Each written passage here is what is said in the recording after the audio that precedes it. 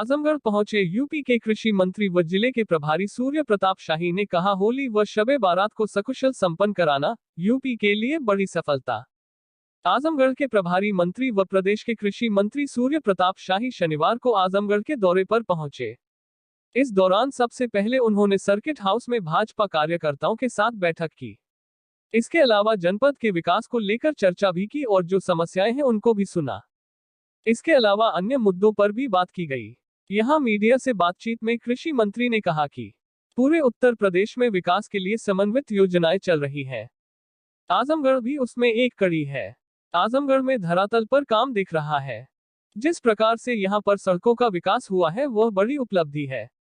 आजमगढ़ से लखनऊ के लिए पूर्वांचल एक्सप्रेसवे बना है। यह आजमगढ़ के विकास की एक महत्वपूर्ण कड़ी है। उन्होंने कहा कि आजमगढ़ में कृषि विश्वविद्यालय के लिए मुख्यमंत्री की तरफ से इस बार बजट दिया गया है, उस पर भी कार्य हो रहा है। वहीं उन्होंने कहा कि जिस प्रकार से हाल ही में होली और शबे बारात शांतिपूर्वक कानून व्यवस्था के साथ उत्तर प्रदेश में संपन्न कराया गया है, यूपी सरकार की बड़ी सफलता है। कहीं कोई घटना नहीं हुई।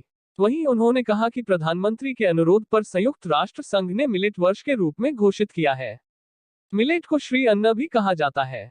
इसके विकास के लिए और किसानों में किसकी लोकप्रियता बढ़ाने को लेकर 4 वर्षों में 186 करोड़ रुपए खर्च किए जाएंगे।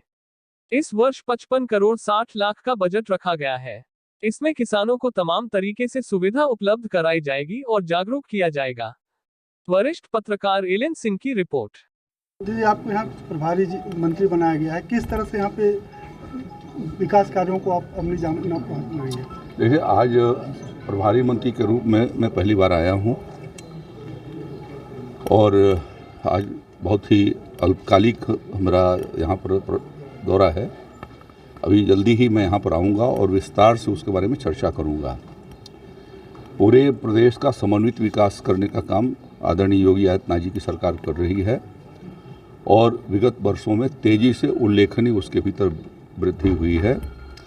आजमगढ़ भी उसके कड़ी में, यहाँ की सड़कों के यदि आप देखेंगे तो कितना बड़ा परिवर्तन आजमगढ़, और आजमगढ़ ही नहीं, यहाँ से पूर्वांचल एक्सप्रेस के माध्यम से आज लखनऊ पहुँचना और दिल्ली पहुँचना कितना आसान हो गया है। ये मोदी जी और योगी जी की सरकार का जो सीधा परिणाम ज़मीन पर दिखाई दे रहा है वो सामने है। यहाँ पर कृषि विश्वविद्यालय की घोषणा आदरणीय मुख्यमंत्री जी ने किया था, उसके लिए धनराशि की व्यवस्था इस बजट में भी कर दी गई है। वह काम अपने में एक ऐतिहासिक काम होगा आजमगढ़ के लिए।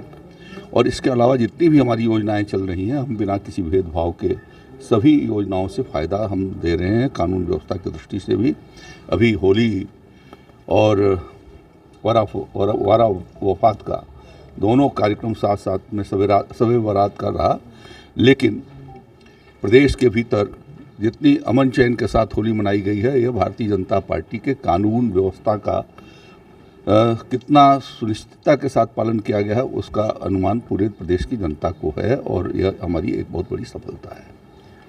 इस वर्ष मिलेट्स ईयर मनाया जा रहा है, किस तरह से आपका विभाग? देखिए, अंतर्राष्ट्रीय मिलेट वर्ष के रूप में पूरे दुनिया के भीतर इसको मनाए जाने का भारत के प्रस्ताव पर, आदरणीय प्रधानमंत्री जी की पहल पर जो राष्ट्र संघ ने इसको स्वीकार किया हुआ है और इस साल ये 2023 मिलेट वर्ष के रूप में मनाया जा रहा है और भारत के भीतर उसको श्री अन्न के रूप में माना जाता रहा है।